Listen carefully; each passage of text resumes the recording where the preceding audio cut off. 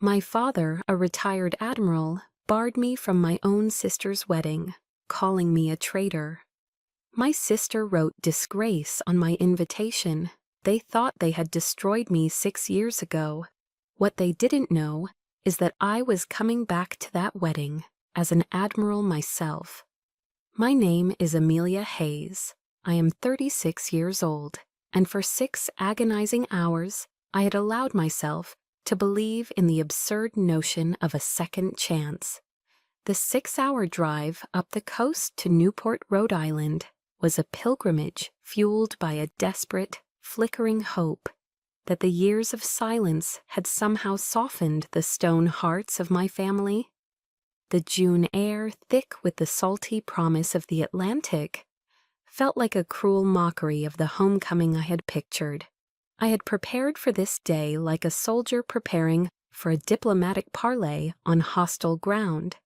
My armor was a simple, elegant navy blue silk dress, the only truly expensive thing I had ever bought for myself.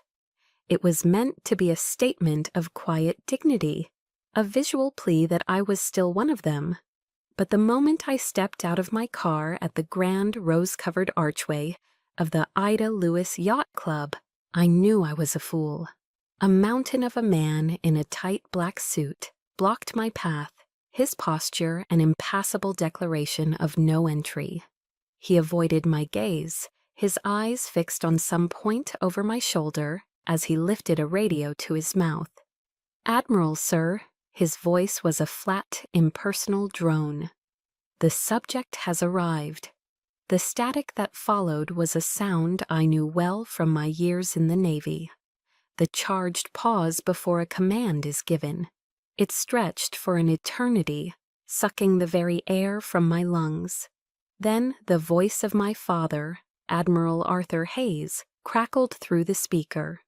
It was a voice I once associated with strength and honor, but now it was just a rasp, as sharp and cold as shrapnel.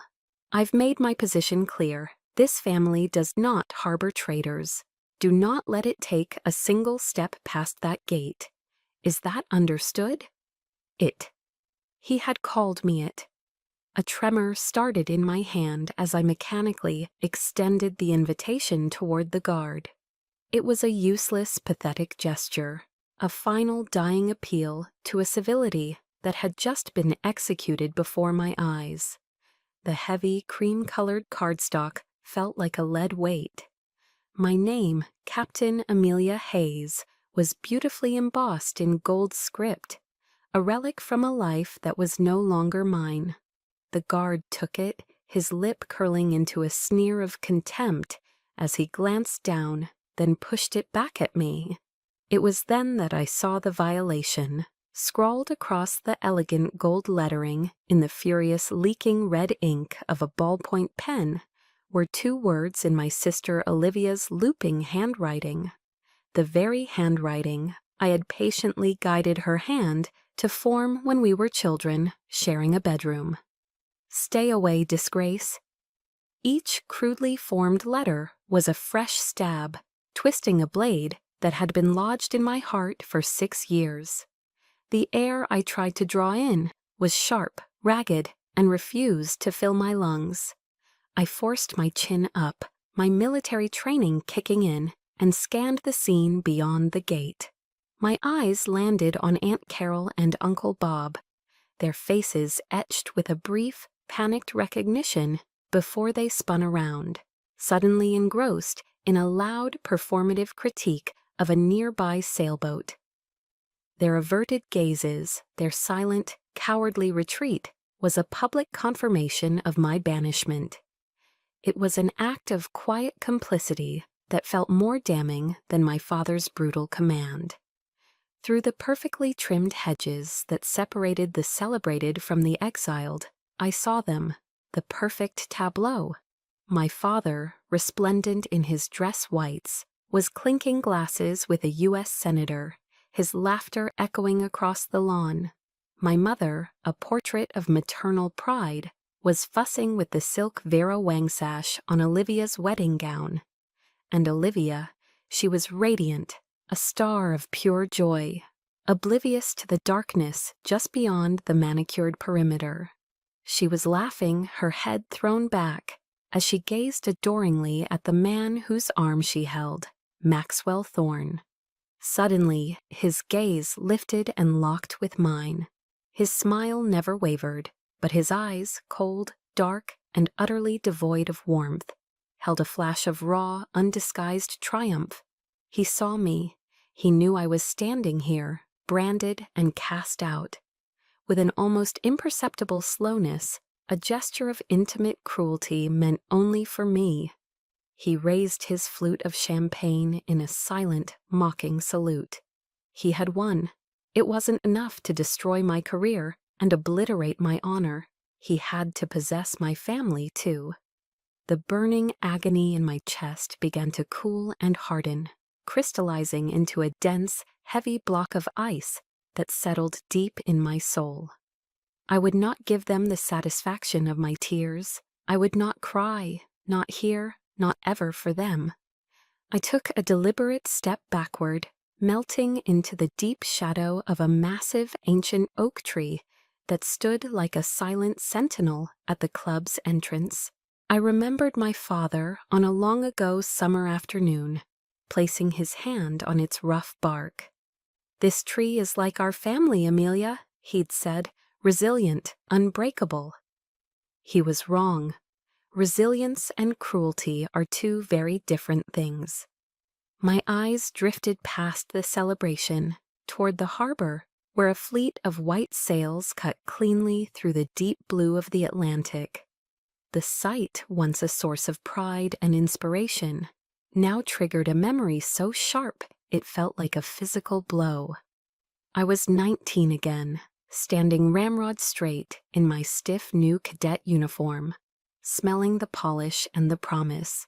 My father had pulled me into a fierce embrace, his voice thick with a pride I could feel in my bones. "You are my legacy, Amelia," he had whispered, "my greatest legacy." Now, standing in the shadows, I finally understood. That legacy hadn't just been forgotten. It had been intentionally and ruthlessly thrown away, discarded like common trash. Standing in the cool shadow of the indifferent oak tree, the humiliation of the present moment bled seamlessly into the bitterness of the past. The seeds of this public execution weren't sown today at a yacht club gate. They were planted years ago, nurtured in the fertile soil of my family's gilded cage. My mind drifted back to a dinner 6 years earlier. It was in our family's formal oak-paneled dining room, a stately space with grand windows overlooking the turbulent gray waters of the Atlantic. The table was set with heavy silver and heirloom china, gleaming under the soft light of a crystal chandelier. I had just returned from a grueling 3-month deployment in the South China Sea. As a lieutenant commander in naval intelligence, my mission had been a covert success, yielding invaluable data that would protect American lives and assets. I was gaunt and exhausted, my skin still carrying the sallow tint of recycled submarine air and chronic sleep deprivation. But I was brimming with a fierce, quiet pride. I wanted, more than anything, for my father to share it with me. "Dad," I began, my voice thrumming with an eagerness I couldn't contain. "I think the data we collected is going to fundamentally change how the Navy approaches anti-submarine warfare." He cut me off, not with words, but with a casual, dismissive wave of his hand, as if swatting away an irritating gnat. "Amelia, please," he sighed, his full attention on the delicate, surgical task of cracking a lobster claw. "Let's not bring your work to the dinner table. It ruins the flavor of the lobster." He dropped a perfect piece of meat onto his plate, then turned his full beaming attention to my sister, seated opposite me. "Olivia, darling, tell us about that charity gala you organized. Your mother mentioned it was a spectacular success." Olivia, her fingernails perfectly manicured and painted a demure shade of ballet slipper pink, launched into a breathless, dramatic account of her struggles with florists and caterers. My parents hung on her every word, their faces glowing with a parental adoration I hadn't seen directed at me in years. My mother, Catherine, then turned her gaze on me, her expression a careful, practiced blend of pity and disapproval. "Amelia, honey, just look at you. Your skin is so weathered, and your hair, it's simply parched.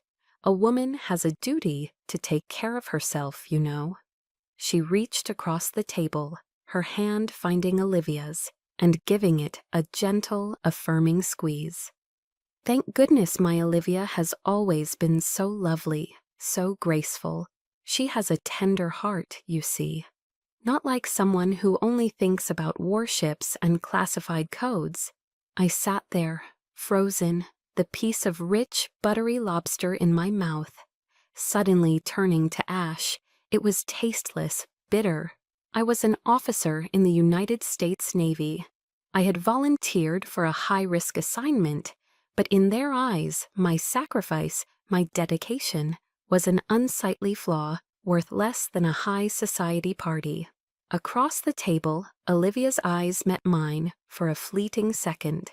A tiny, almost imperceptible smile played on her lips. It was the smile of quiet, certain victory. She knew, and I knew, that no matter what I accomplished in the world, I would never be their perfect daughter. And then came the day of judgment, the final one. After I was formally accused of treason and faced with a court-martial, I came home.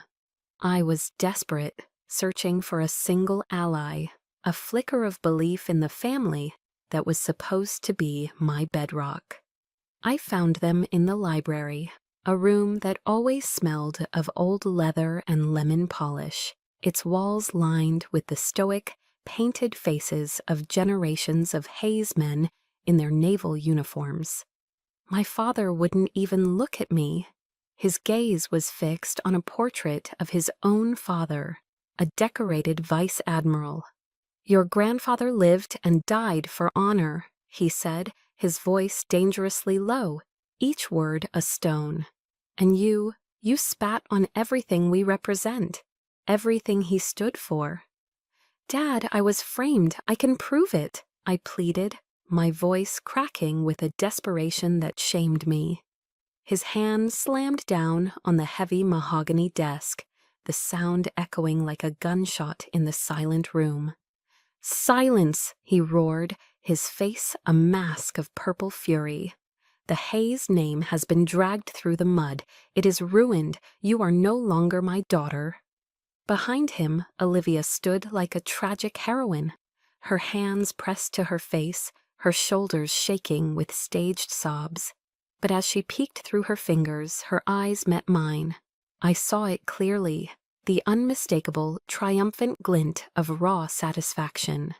"You've disappointed me so much, Amelia," she whispered, her voice thick with perfect, counterfeit sorrow.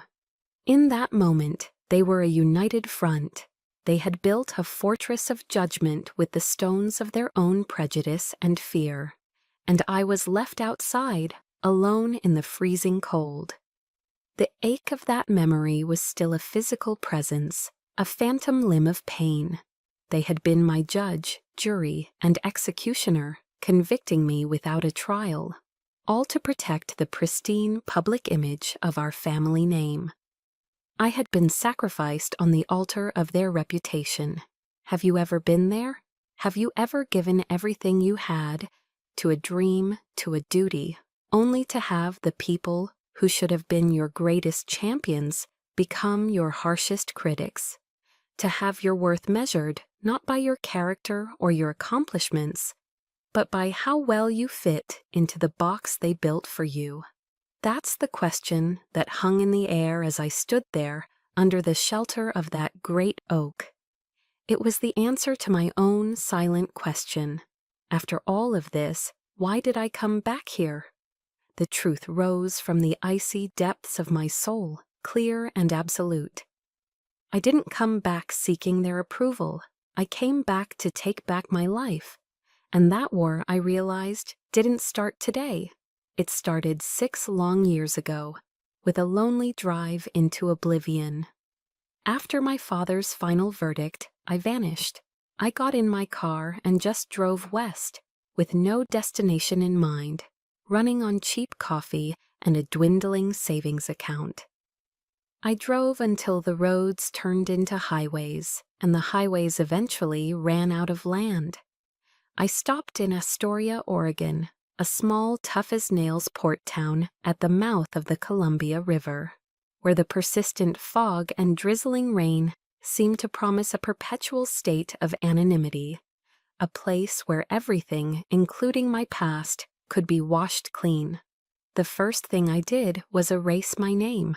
Amelia Hayes ceased to exist. In her place was Amy Smith, a name so common, so utterly devoid of history, it felt like a cloak of invisibility.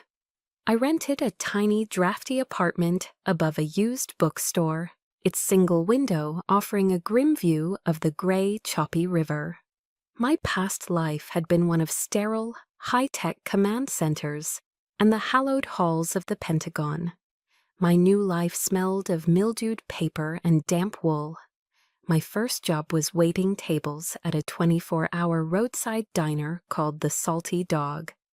It was the kind of place frequented by weary truckers and fishermen with hands as rough as barnacles, men whose conversations were short and whose eyes never asked questions about where you came from. The irony was a bitter pill I swallowed daily. I, a former naval intelligence officer who once analyzed complex satellite imagery and multi-layered geopolitical threats, was now struggling to remember who ordered the black coffee and who wanted extra cream. My hands, once trained to handle classified documents and chart naval courses, were now perpetually chapped and smelled of bleach and fried bacon. I would work double shifts until my feet swelled and a deep, burning ache settled into the small of my back, all for a handful of crumpled dollar bills at the end of the night. But the physical exhaustion was a welcome distraction from the nights. The nights were the worst. The suffocating silence of my small room was 1,000 times more terrifying than the roar of a jet engine on an aircraft carrier's deck. I'd wake up in a cold sweat, my heart hammering against my ribs, the ghosts of my past haunting my dreams. I'd see my father's furious face, Olivia's triumphant eyes, and the bold, damning headlines of newspapers that called me a traitor. There were nights I'd just sit on the cold linoleum floor, my knees pulled to my chest, staring out at the relentless rain, and genuinely wonder if I had the strength to survive until morning. To make the second month's rent, I had to sell my watch. It was a standard issue Navy timepiece, a gift upon my graduation from the academy. It wasn't fancy, but it was a symbol of everything I had worked for, everything I had been. I walked into a pawn shop and walked out with $100. Leaving a piece of my soul behind on a dusty velvet tray. For weeks, I'd glance at my empty wrist, a constant physical reminder of my fall from grace. This was my penance. This was the price for the shame they had branded me with. I had to live with it. Slowly, things began to shift. I found a second job doing bookkeeping for a small fishing fleet. A tedious task that thankfully kept my mind too occupied for despair. I learned the names of the boats, the Sea Serpent, the Wandering Star, the Provider, and the gruff personalities of their captains. They were hard men, weathered by the sea and a lifetime of unforgiving work. But there was an honesty to them, a lack of pretense I hadn't realized I was starving for. One evening, a violent squall blew in from the Pacific, catching everyone by surprise. The waves were monstrous, and the wind howled. Over the radio, I heard a panicked call. The provider had lost its engine and was drifting, in danger of being smashed against the rocky jetty. Without thinking, I grabbed the microphone. All my years of naval training, all the forgotten knowledge of tides, currents, and wind shear, came flooding back. For 2 hours, I became their remote commander, my voice calm and steady as I talked them through it, calculating their drift, advising them on dropping anchor, and coordinating with the Coast Guard. I guided them into the relative safety of a protected cove. The next morning, the ship's captain, a grizzled old-timer named Gus, showed up at my small office. He didn't say much. He just placed a massive, beautiful silver salmon on my desk, its scales still shimmering. "Thanks, kid," he grunted, and then he left. As I stared at the fish, a wave of emotion so powerful it almost buckled my knees washed over me. For the first time in what felt like a lifetime, I didn't feel completely useless. It was a small victory, a tiny flicker of light in a vast darkness, but it was mine. I had earned it. A few days later, while reconciling fuel receipts, I found an old folded copy of the Wall Street Journal someone had left in the office. And there they were, on the front page of the society section. Olivia and Maxwell Thorne, smiling at a charity gala, their picture under a glowing headline about their shared passion for the ocean. The article lauded them as the new power couple of the maritime world. Something inside me snapped. I crushed the newspaper in my fist, the crumpling sound loud in the quiet room. The cold, dormant anger I had suppressed for so long began to thaw, a dangerous heat spreading through my veins. It was at that exact moment that my cheap burner phone, silent for months, began to ring. An unknown number. My first instinct was to ignore it, to let it ring, to protect the fragile peace I had built. But some other instinct, something deeper and more primal, urged me to answer. My finger hovered over the end call button on the cheap burner phone, my whole body tense. But before I could disconnect, a voice spoke my name, a name I hadn't heard spoken aloud in years. "Amelia?" The voice was deep, calm, and devastatingly familiar. A jolt went through me, so powerful I had to grip the edge of my desk to steady myself. It was Admiral Michael Sterling, my former mentor at the Naval Academy, a living legend within the intelligence community. 6 years had passed since I last heard that voice. 6 years of shame and silence. How did you find me?" I stammered, my own voice a rusty whisper. A low, warm chuckle came through the line. It was a sound of such profound kindness, it nearly broke me. "Amelia, you taught half of the best intelligence officers at the ONI how to find people. Did you really think they couldn't find their own teacher?" I was speechless. A tidal wave of shame and inadequacy washed over me, hot and suffocating. What must he think of me? The promising cadet, the decorated officer, now a disgraced waitress hiding in a forgotten corner of the country. "Sir, He cut me off, but his tone wasn't impatient. It was serious, weighted with purpose. "I never believed the official story, Amelia. Not for 1 second. I know you, and more importantly, I know how cunning our enemies can be. I need to see you." 2 days later, he came to Astoria. He arrived not in a black government sedan, but in a rented Ford Taurus, blending in perfectly with the gray, unassuming town. We met in a small, cozy coffee shop on the waterfront.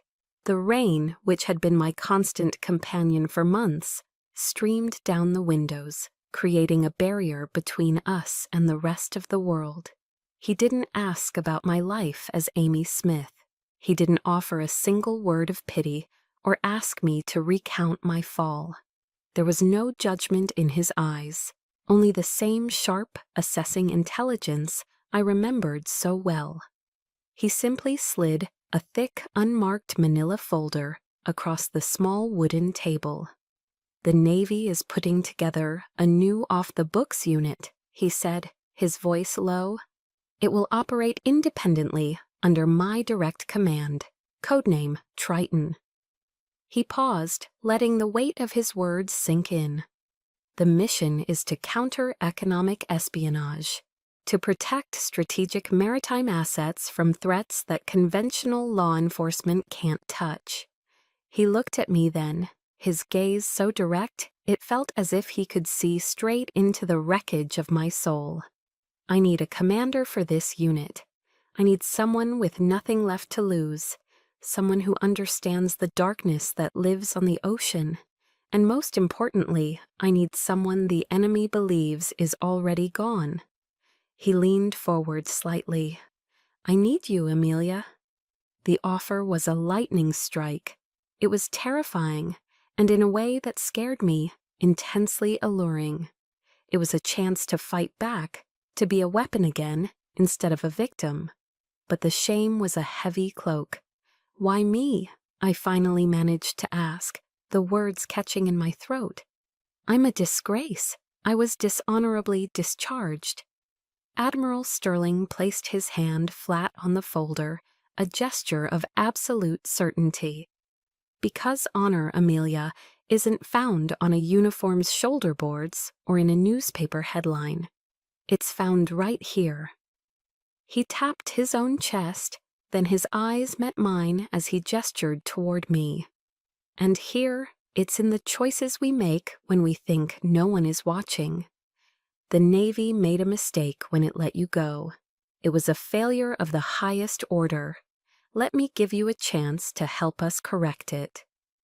That evening, he took me to dinner at the best seafood restaurant in town. It was a place with white tablecloths and quiet, respectful service.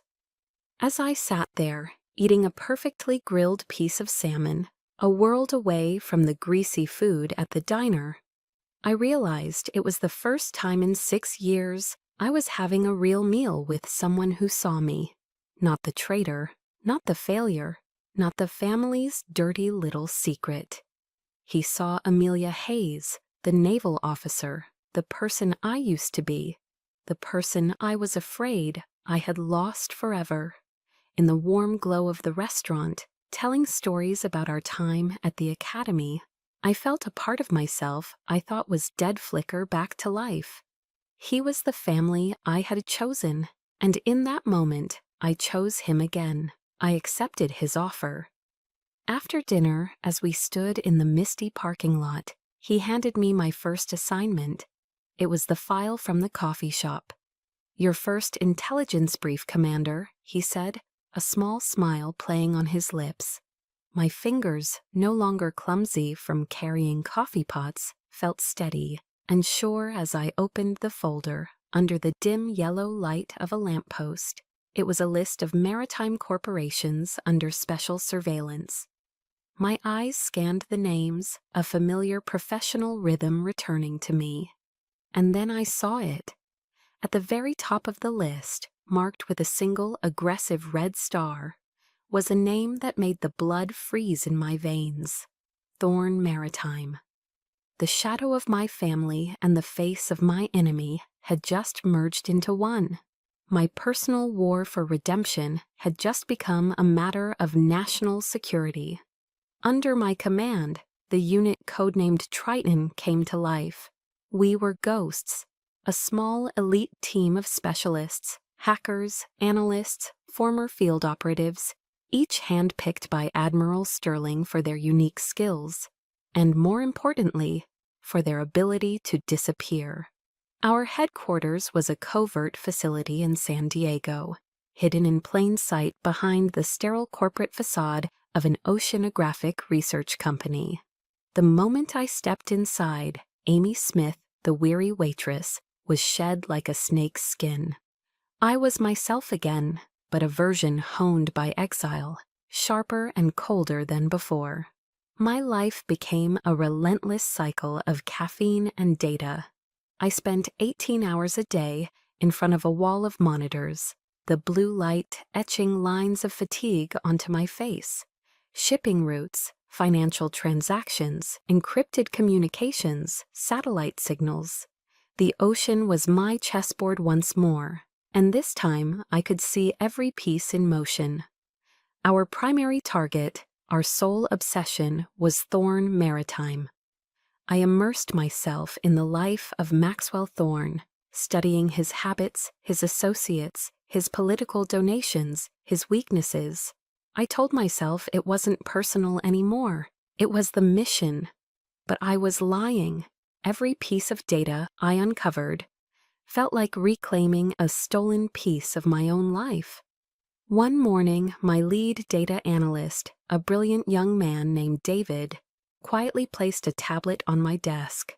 "Commander, I think you need to see this." It was the latest issue of Forbes magazine. The cover was a glossy, sun-drenched photograph of Maxwell Thorn and my sister, Olivia, their arms linked as they stood on the deck of a magnificent super yacht. The headline, in bold, arrogant letters, proclaimed, "The new power couple of the seas." The article was a masterpiece of public relations propaganda. It praised Thorn Maritime for its supposed green initiatives and lauded Olivia as an influential ocean activist and philanthropist. The nausea began to rise in my throat as I read a quote from my sister. "My family has always taught me that honor and patriotism come first," she gushed. "That's why I am so incredibly proud of the work Maxwell is doing to ensure America's maritime security." Honor, patriotism. The words she used were the very same ones my father had used to disown me. My sister was cheerleading for the monster who had orchestrated my ruin, using our family's hallowed principles as his shield. She was either the most naive fool on the planet or a willing, smiling accomplice. I wasn't sure which was worse. The anger was a clean, cold fire. It burned away the nausea and replaced it with a laser-like focus. "David," I said, my voice low and steady, "I want every resource we have dedicated to digging into Thorn's international network. Every shell corporation, every offshore account. I want to know where every single dollar comes from and where it goes." The hunt was on. Weeks turned into a blur of sleepless nights and relentless data mining. The breakthrough came from a data sweep our team conducted on a server in Singapore, targeting a shell corporation linked to Thorn. We pulled an encrypted hard drive. For 72 agonizing hours, my team worked around the clock to break the military-grade encryption. Finally, David looked up from his console, his face pale. "Commander, you've got access." On my screen, a single file name appeared, Project Nightingale. I clicked it open. My blood ran cold. It wasn't just a file, it was a blueprint, the entire detailed, meticulously planned operation to frame me 6 years ago. It was all there: surveillance logs of my movements, fabricated intelligence reports, and encrypted emails detailing the bribery of a senior officer in my former unit to alter data logs and falsify my mission report.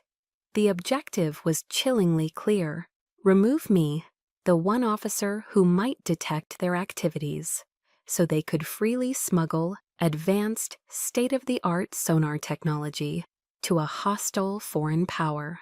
I stared at the screen, my world tilting on its axis. The scandal, the court-martial, the destruction of my life. It wasn't about me. It was never about me. I was just collateral damage, a pawn sacrificed without a second thought to clear the way for a multi-billion-dollar act of treason. As I sat there, paralyzed by the sheer calculated evil of it all, a secure, encrypted call patched through to my terminal. It was Admiral Sterling. "Amelia," he said, his voice grave, I have good news and I have bad news." I remained silent, still staring at the name Project Nightingale. "The good news," he continued, "is that with what you've just found, we have more than enough evidence to exonerate you completely. We can begin the process immediately." He paused. "The bad news. Olivia and Maxwell Thorne just announced their wedding date. They're getting married in Newport at the Ida Lewis Yacht Club." He let that sink in for a moment before delivering the final blow. "I received an invitation this morning. Your name wasn't on it." The silence that followed was absolute. In my mind's eye, I saw the overflowing glass of water on the edge of a table, trembling, and with his last words, the final drop had fallen. After Admiral Sterling's final, devastating words, I terminated the secure call without a reply. A profound silence descended upon the command center, but inside my skull, a Category 5 hurricane was making landfall. I rose from my chair, my movements unnervingly precise, and walked past the questioning eyes of my team, heading straight for the facility's small utilitarian gym. I didn't bother to change. I stepped onto the nearest treadmill, stabbed the speed control until it was at its highest setting, and I began to run. The machine's mechanical whine escalated into a furious roar, a desperate grinding sound that became the soundtrack to my unraveling. I ran, my sensible dress shoes pounding a clumsy, jarring rhythm against the rapidly moving belt. My body, cold and stiff from hours at a desk, screamed in protest. I ignored it. I ran until my lungs felt like they were being scoured with hot sand, until my leg muscles began to seize and tremble uncontrollably, until sweat poured from my hairline, stinging my eyes and soaking the silk collar of my dress. For 6 long years I had held my breath. I had swallowed every insult, every condescending glance, every quiet, soul-crushing act of betrayal. I had accepted my exile as a penance. I had told myself that my stoic silence was a form of strength, a way to preserve the last tattered shreds of my dignity. What a pathetic lie. My silence wasn't strength, it was cowardice. It was a green light, a silent endorsement of their fiction. My silence had allowed them to win. It had watered the goddamned flowers on the altar where they had sacrificed me. It had paved the path my sister would now walk down, a path built directly over the rubble of my life. The roar of the treadmill was deafening, but a single crystalline thought cut through the noise, sharp and clear and absolute. No, more. My hand shot out and slammed the emergency stop button. The belt lurched to a violent halt, nearly throwing me to the floor. I stood there, bent over, hands on my knees, gasping for air that wouldn't come, my body shaking with a volatile cocktail of exhaustion and pure, unadulterated rage.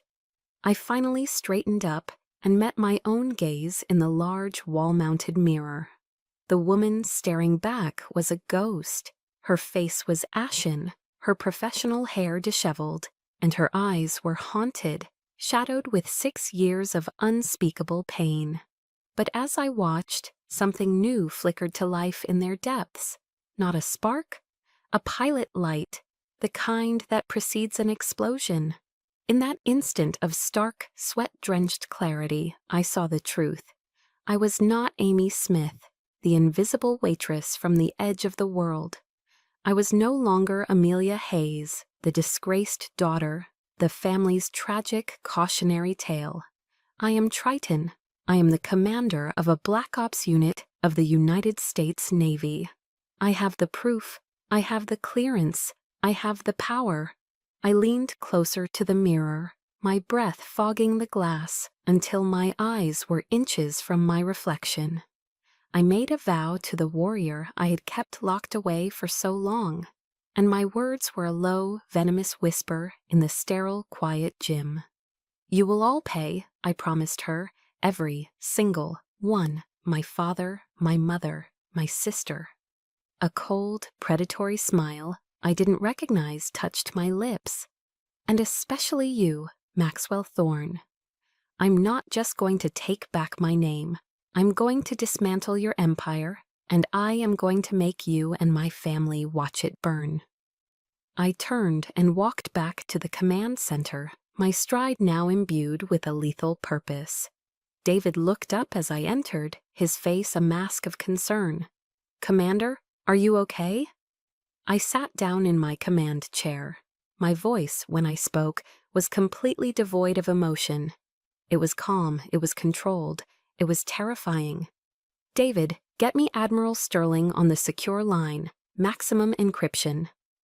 When the Admiral's familiar voice came through the speaker, I dispensed with all protocol.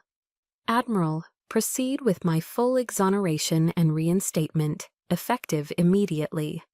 I paused, letting the order hang in the air. "And sir, I'm going to need a summer white service uniform. My measurements are on file. I have a wedding to attend." There was a beat of profound silence on the other end of the line. Then I heard a sound I would never forget. A low, satisfied chuckle. "Understood, Commander.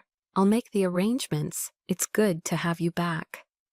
I ended the call and swiveled in my chair to face my team. They were all on their feet, watching me, their expressions a mixture of awe and anticipation. "Listen up," I said, my voice ringing with an authority that felt like coming home. "We have a new directive. Mission codename, Homecoming, primary objective, the Ida Lewis Yacht Club, Newport, Rhode Island." I leaned forward, my eyes locking with each of theirs. "We're going to crash a wedding, and we are going to burn an empire to the ground." The air in the room crackled. The hunt had begun. The rage that had propelled me from the gym had cooled, hardening into something far more dangerous. A meticulously crafted plan. Our sterile conference room transformed into a war room. The large central screen no longer displayed shipping lanes, but a detailed schematic of the Ida Lewis Yacht Club, complete with guest lists, event schedules, and security patrol routes. I stood before my team, the exhaustion and anger replaced by a cold, razor-sharp focus. I was no longer Amy Smith or the broken daughter of the Hayes family. I was the commander of Triton. "Operation Homecoming has two objectives," I began, my voice clear and precise, each word clipped. "Primary objective, neutralize and apprehend Maxwell Thorne for economic espionage. Secondary objective, obtain direct admissible confessions from any and all co-conspirators on site."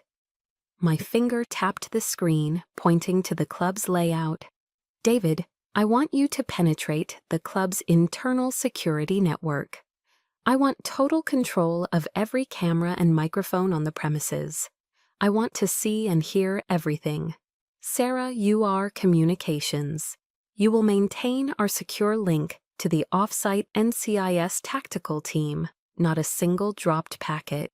Marco," I said, looking at my best field agent, "you will be my eyes and ears on the ground. Close proximity, blend in." They all nodded in unison. There were no questions, no hesitation. They trusted me. The weight of that trust was a new kind of armor, stronger than any I'd worn before. In the midst of our strategic planning, a priority notification gigged on my screen. A new encrypted email. My pulse quickened. It was from a Lieutenant Miller, a junior officer who had served under me 6 years ago. He had been one of the few who had looked me in the eye with something other than contempt when I was stripped of my command. The message was short. "Commander, I never believed them. For 6 years I've lived with the guilt of not speaking up. I saved something. I hope it can still help." Attached was a single audio file. My hands felt unsteady as I put on my headphones. I clicked play, The sound was muffled, but the voices were clear. It was a covert recording from the night I was framed. I heard the voice of the officer who had replaced me, speaking to an unidentified person. "Thorne's paying top dollar for this," the officer boasted, his voice slick with greed. "Just have to alter a few lines in the log. The Hayes girl will never know what hit her. She'll be the perfect scapegoat." My heart stopped. My breath hitched.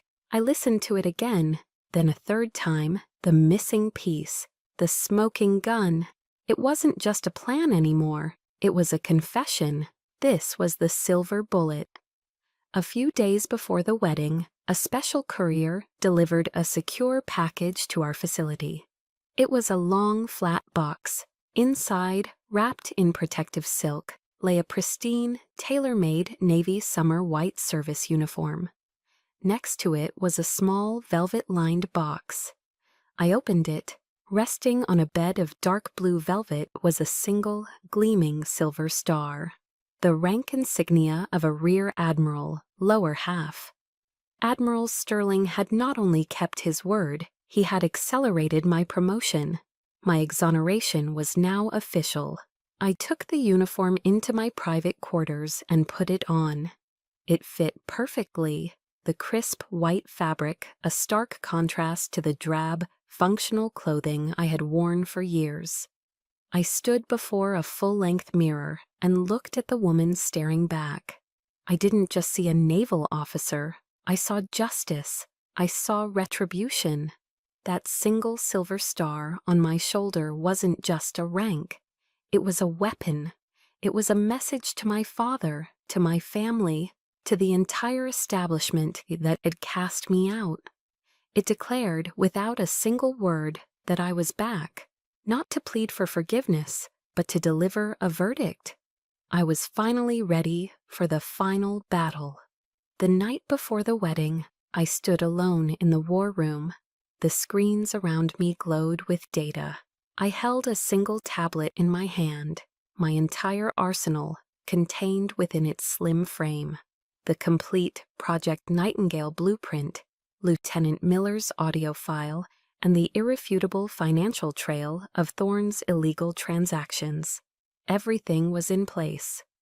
"David," I said into the quiet room, "time check." He looked up from his console, a digital countdown clock glowing behind him. "T-minus 24 hours, Commander." I gave a single sharp nod. "Good. Operation Homecoming is a go." I turned away from the screens and walked toward my quarters, where the brilliant white uniform hung, waiting. Tomorrow I was going home. The soft, elegant strains of a Viennese waltz snagged, stuttered, and died. In the opulent ballroom of the Ida Lewis Yacht Club, 100 private conversations evaporated at once. Champagne flutes paused halfway to lips. Laughter caught in throats. A single unified wave of confusion washed over the room as every head turned toward the grand arched entrance. And into that sudden, cathedral-like silence, I walked. Each step of my polished black shoes on the marble floor was a deliberate, percussive beat, a drum signaling a declaration of war. My summer white uniform was a searing beacon, an apparition of pure military white in a sea of muted pastels and designer black tie. Above the formal gold stripes on my sleeves, the single silver star on each of my shoulder boards captured and fractured the light from the immense crystal chandeliers, glinting with a cold, hard fire. Dozens of naval officers, both active duty and long retired, were scattered among the guests. Their reaction was not a choice. It was a reflex, a response drilled into them by a lifetime of discipline and tradition. All across the room, backs straightened, shoulders squared. A silent, potent current of deference, of respect for rank, electrified the air. It was a language my father understood better than any other. I saw him standing near the towering 7-tier wedding cake. He froze, his hand, the the one holding a champagne flute, beginning to tremble uncontrollably. A splash of gold liquid spilled, a dark stain on the pristine linen.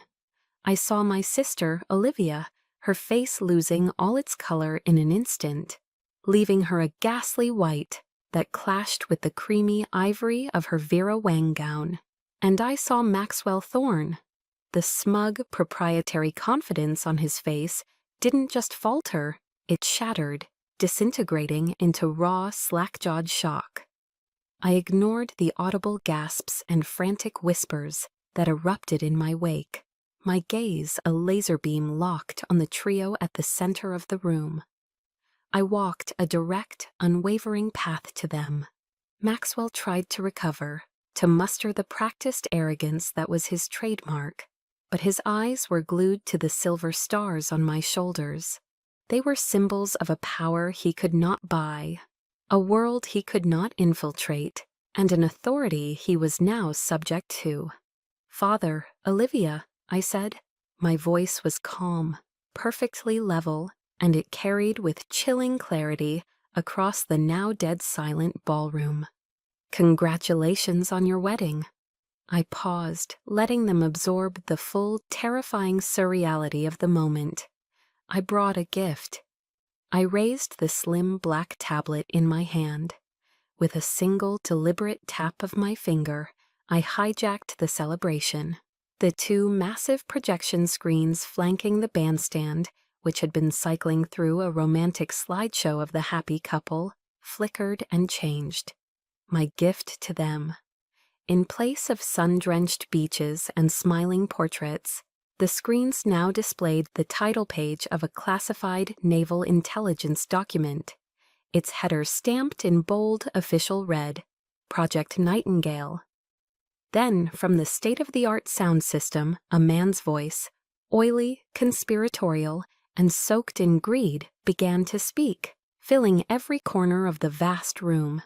It was the audio file from Lieutenant Miller, the silver bullet I had kept polished and ready. "Thorne's paying top dollar for this," the voice boasted. "Just have to alter a few lines in the log. The Hayes girl will never know what hit her."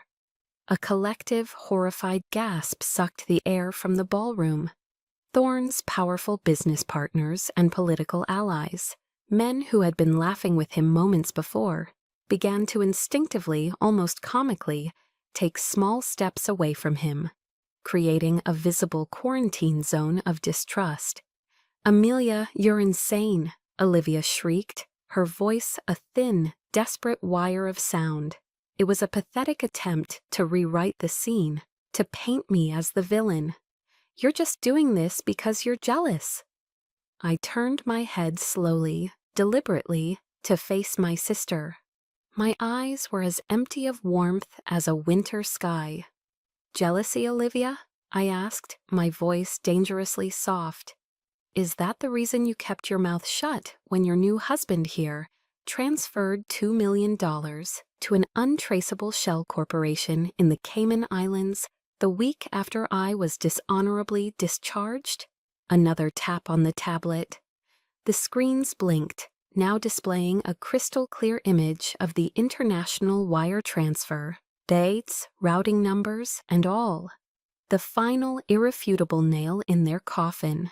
The effect was instantaneous and absolute. Maxwell Thorne made a guttural, choking sound and physically collapsed backward into an ornate velvet chair, his body going limp as if his spine had been removed. My mother let out a strangled, weeping sob, her hand flying to her mouth. Olivia stared at her broken new husband, then back at me, her eyes reflecting the pure, unadulterated horror of a creature caught in a trap it never saw coming.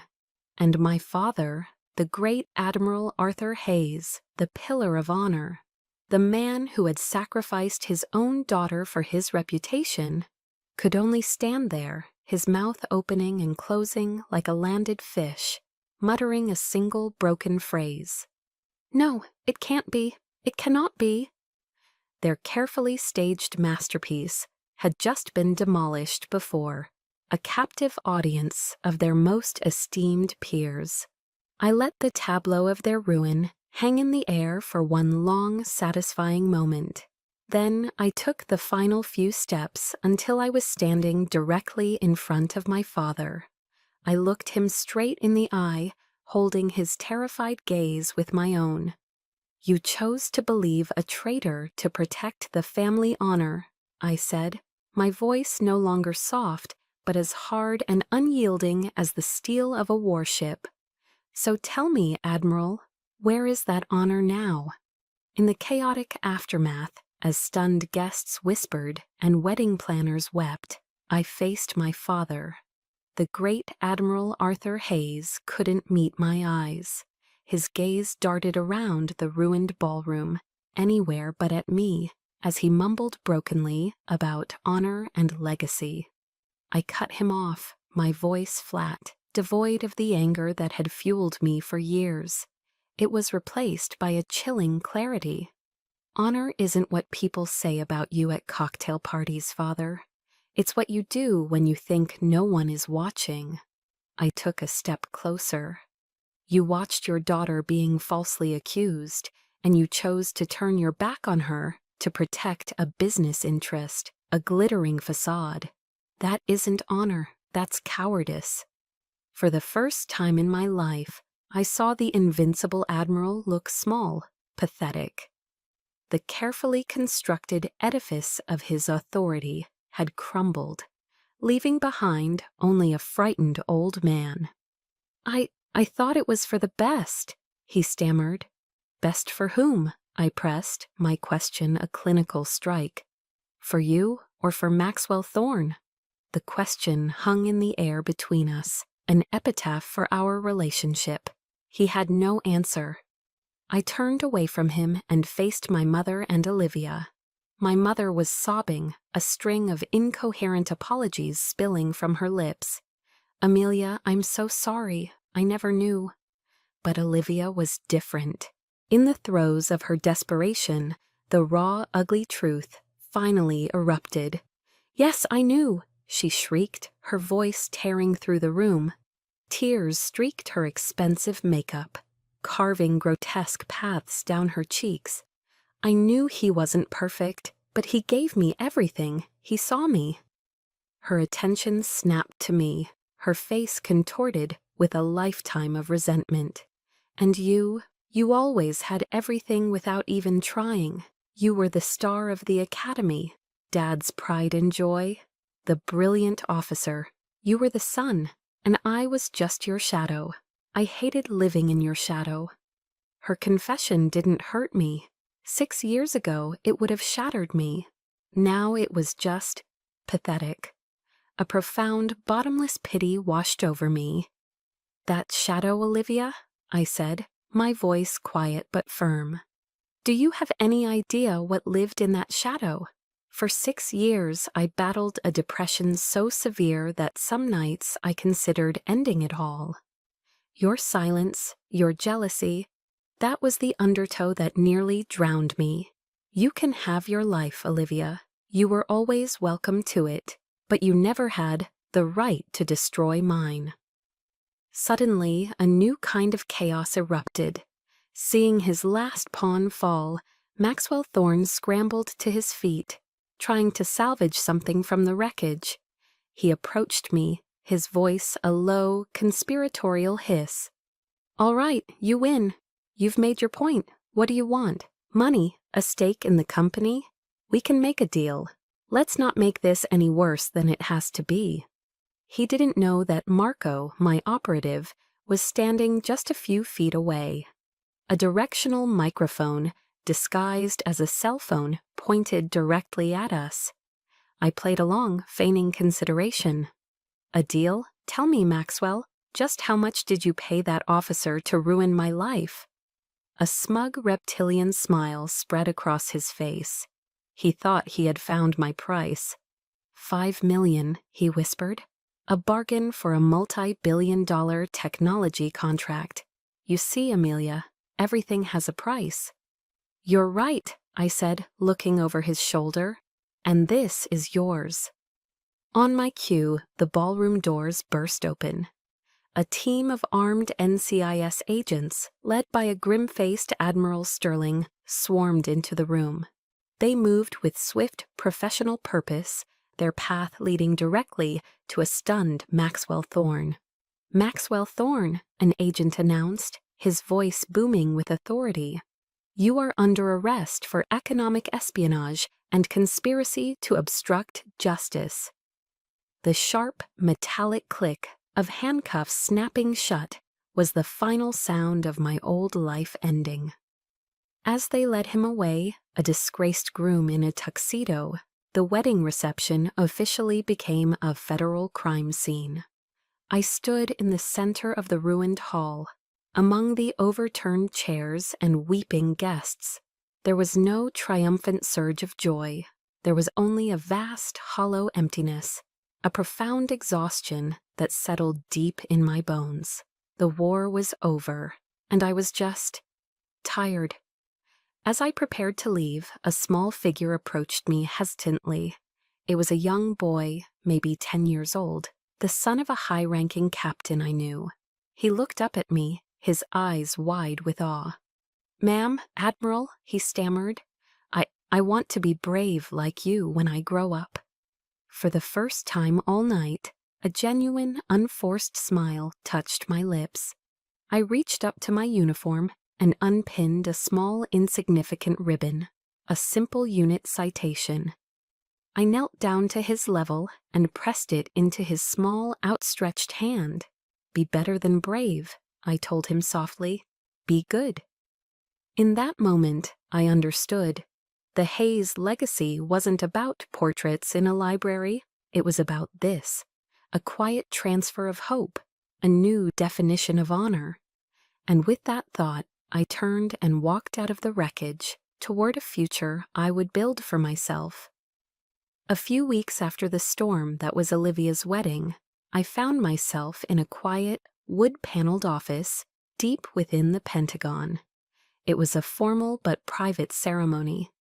There were no cameras, no press, just a handful of high-ranking officials. The Secretary of the Navy officially declared my record cleared, my name exonerated, and my honor restored. Admiral Sterling then stepped forward and presented me with my officer's ceremonial sword, its hilt heavy and familiar in my hand.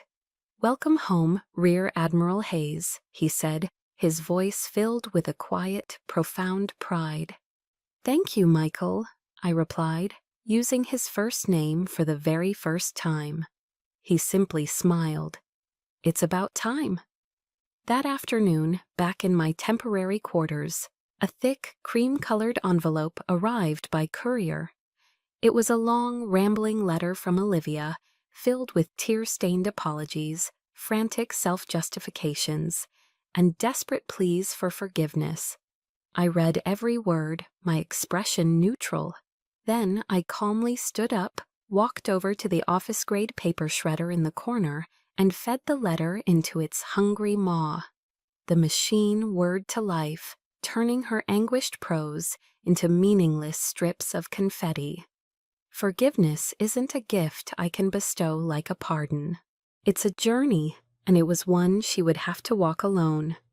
My parents also tried to reach me, voicemails filled with choked-up regret, emails pleading for a chance to talk. I deleted them all without listening, without reading. That door was closed.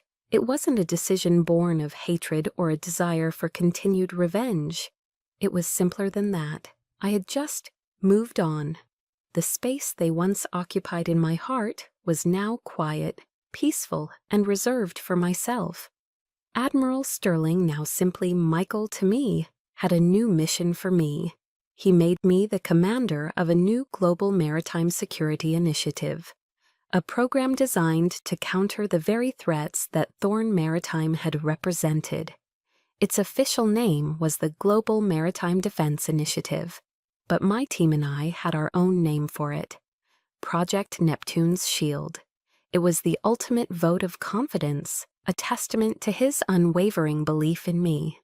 With my Triton team as its core, We built a network to protect the oceans. We didn't do it with platitudes at charity galas or self-serving speeches on the covers of magazines. We did it with hard intelligence, cutting-edge technology, and the courage of dedicated men and women who worked in the shadows. I took the deepest pain of my life, the weapon that had been used against me, and forged it into a shield to protect others. This, I realized, was the true Hayes legacy. Not one of dusty portraits and inherited honor, but one that was earned, redefined, and put to service. The story ends a year later. I am standing on the bridge of the USS Michael Sterling, a new Arleigh Burke-class destroyer named in honor of my mentor. I am Rear Admiral Amelia Hayes, commander of this strike group, and we are on patrol in the vast, empty expanse of the Pacific Ocean. The salty wind whips through my short hair, cool and clean against my skin. Before me, the sun is beginning its ascent, painting the horizon in breathtaking shades of pink and gold, setting the surface of the water ablaze with light. For the first time in what feels like an eternity, my past is not a shadow at my back. It's just a story, a chapter that is over. The ocean, the very entity that was the stage for my greatest triumphs and my deepest despair, the force that nearly swallowed me whole, no longer feels like an adversary. It feels like my kingdom. I didn't just get my honor back. I learned a deeper truth. I learned that real honor is not what others think of you or what name you carry. It's about knowing in your own soul who you are when the storm hits and you are all alone. It's about the choices you make when you think no one is watching. I look out at the endless horizon where the sea meets the sky. There is no anger left, no bitterness. There is only a profound, quiet peace, a sense of gratitude for the journey, for the scars that taught me my own strength. I am the commander of this ship. I am the commander of this fleet. But more importantly, I am finally and completely the commander of my own destiny. My story began with a gate that was closed to me, but in the end, I learned that the most important gates are not the ones others can shut, but the ones we have the power to open for ourselves. Perhaps you've stood before a closed gate in your own life, a door slammed shut by family, by circumstance, by the belief that you weren't good enough. My journey taught me that true honor isn't about the family you were born into, but the one you build. It's not about the rank they give you, but the respect you earn for yourself. If my story resonated with you, you are not alone. There is a whole community of us who understand. Share your own story of resilience in the comments below, and subscribe to Chosen Revenge for more stories that remind us of our own strength. Because if you are standing at that gate now, remember this: you are the commander of your own destiny. You hold the key, and your dawn is waiting just over the horizon.